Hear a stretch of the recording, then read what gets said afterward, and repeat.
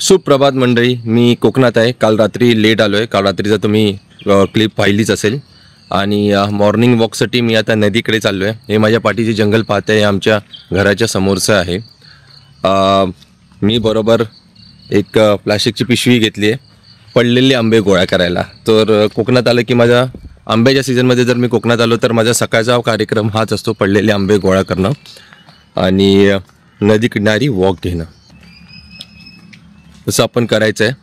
नदी किनारी वॉक घेतलं आणि जे पण आंबे पडलेले असतील त्यांना आपण उचलून पिशवीमध्ये टाकायचं आहे. मी तुम्हाला सांगतो मी किती आंबे पडलेले असतात आणि कसे आंबे आपण सकाळी सकाळी कोकणातला कार्यक्रम पाऊस पडला की सगळ्यात मोठी मज्जा हीच येते, पडलेले आंबे गोळा करणे.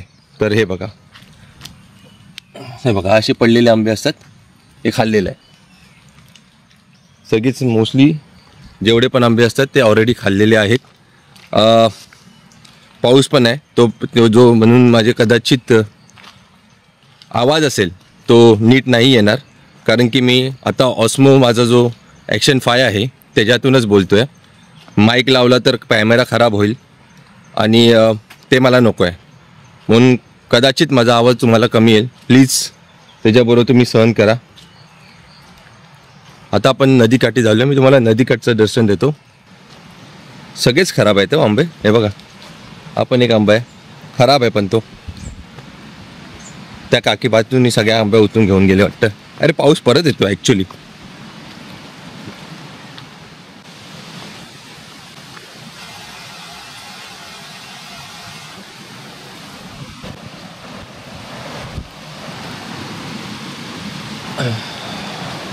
हा बघा, अजून एक आंबा खराब.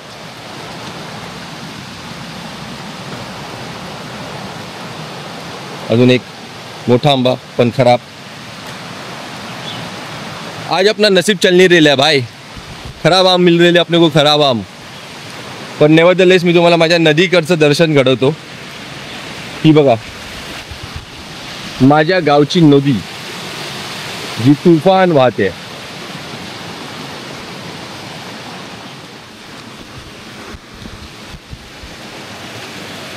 ही बघा माझ्या गावची नदी तुफान झाली आहे.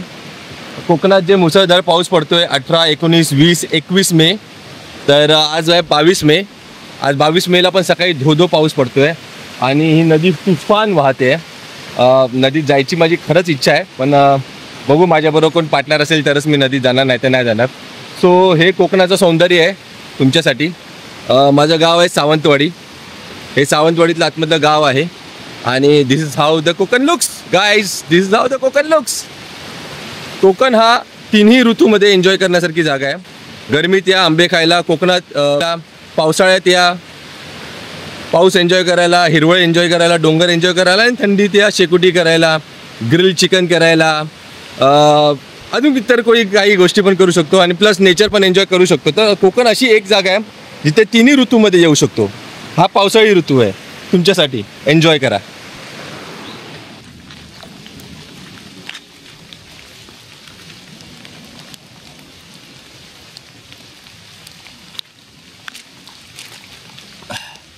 फायनली आपल्याला पहिला आंबा गावलाय.